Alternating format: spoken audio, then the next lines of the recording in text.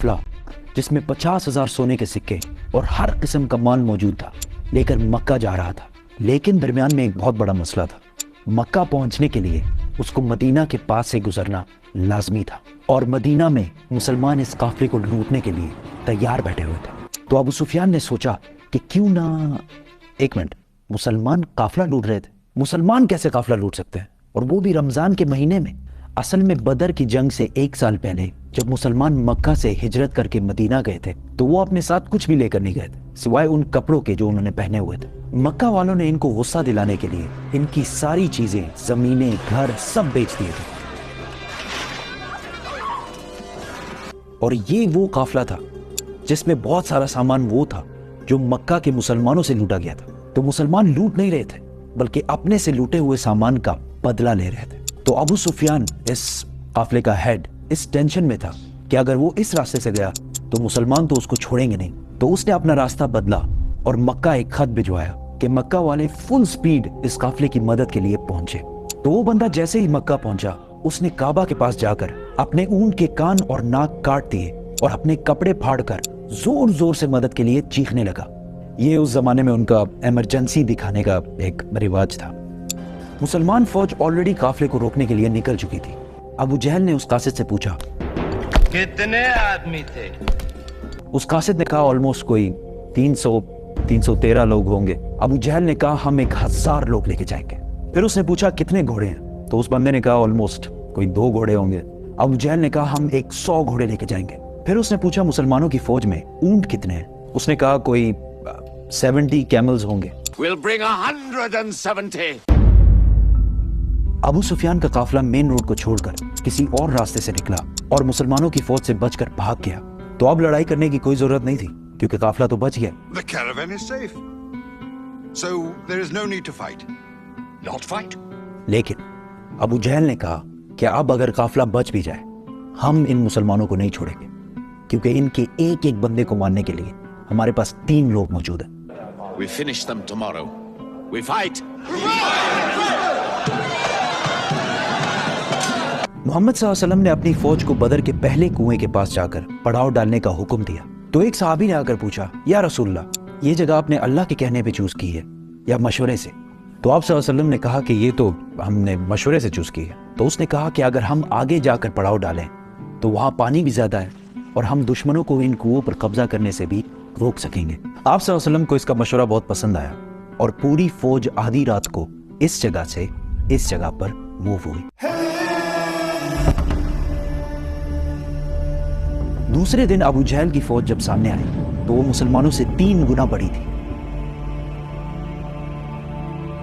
Utba, a very rich मक्कन businessman, अपने भाई और बेटे के साथ सामने आया और मुसलमानों को चैलेंज किया कि कोई है जो हमसे आकर लड़ाई कर सके। मदीना के 3 अंसार इनसे लड़ने के लिए सामने आए। तो उतबा ने कहा, ये कौन है?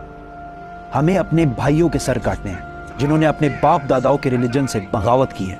हजरत हमजा, हजरत उबैदा और 24 ईयर ओल्ड अली रज़ियल्लाहु ताला अन्हु सामने आए और लड़ाई शुरू हुई। हजरत उबैदा जख्मी हुए लेकिन उतबा, उसका भाई और उसका बेटा तीनों मारे गए। उतबा का बेटा हुज़ैफा जो कि मुसलमानों की फौज में था, उसके सामने ही उसके बाप, भाई और चाचा को मार दिया गया, लेकिन वो मुसलमानों की फौज में ही रहा।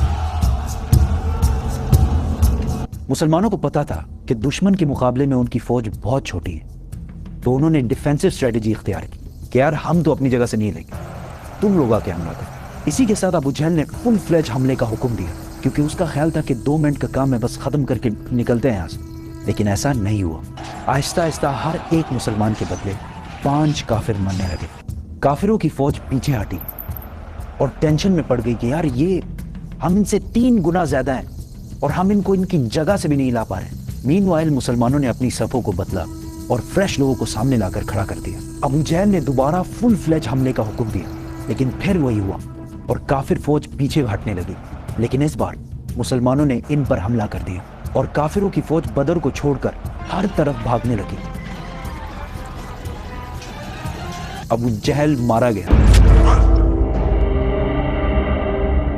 मक्का में सारे जीत की खबर का इंतजार कर रहे थे क्योंकि पिछले 60 साल में مکہ کی قریش کو کوئی بڑی شکست نہیں ہوئی تھی اور آلموسٹ 65 سال پہلے انہوں نے ابرہہ کے 60,000 فوج کو بھی ہرایا تھا، اور اس کی وجہ سے پورا عرب قریش کو اپنا لیڈر مانتا تھا۔ لیکن اب مکہ کے قریش صرف 313 لوگوں سے ہار گئے تھے۔ پہلے جو لوگ جنگ سے بھاگ کر مکہ پہنچے تو ان پر کسی نے یقین ہی نہیں کیا کہ ایسا ہو ہی نہیں سکتا کہ ہم جنگ ہار گئے ہوں، لیکن آہستہ آہستہ انہیں سمجھ آنے لگی کہ وہ یہ جنگ اور پورے عرب میں اپنی عزت ہار چکے ہیں۔ ایک مشہور ویسٹرن ہسٹورین لکھتے ہیں کہ جنگ بدر سے پہلے عرب محمد کو ایک کمزور آدمی سمجھتے تھے جس کو اپنے ہی لوگوں نے نکال دیا تھا اور وہ دوسروں سے مدد مانگتا پھرتا، لیکن جنگ بدر کے بعد محمد ایک بادشاہ اور ملٹری انجینئرز کے طور پر پورے عرب میں مشہور ہو گیا، کیونکہ انہوں نے اپنے سے 3 گنا بڑی فوج کو ہرا کر دکھایا تھا۔ جیت کی خبر لے کر جب مسلمان مدینہ پہنچے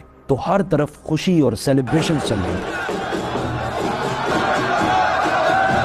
لیکن جیسے ہی رسول اللہ صلی اللہ علیہ وسلم اپنے گھر میں داخل ہوئے تو ان کو پتا چلا کہ ان کی بہت ہی پیاری بیٹی رقیہ، جس سے وہ بہت پیار کرتے ہیں، کچھ ہی دن پہلے فوت ہو چکی ہے۔ اس بات سے رسول اللہ صلی اللہ علیہ وسلم کو بہت دکھ ہوا، لیکن مسلمانوں کی خوشی اور سیلیبریشنز جاری رکھنے کے لیے انہوں نے اپنے غم کا ذکر کسی سے بھی نہیں کیا، اور یہ سیلیبریشن زیادہ دیر چل بھی نہیں سکتی تھی، کیونکہ اس بار ابو سفیان نے پورے عرب سے 3000 کی فوج جمع کر کے مسلمانوں سے بدلہ لینے کی تیاری شروع کر دی۔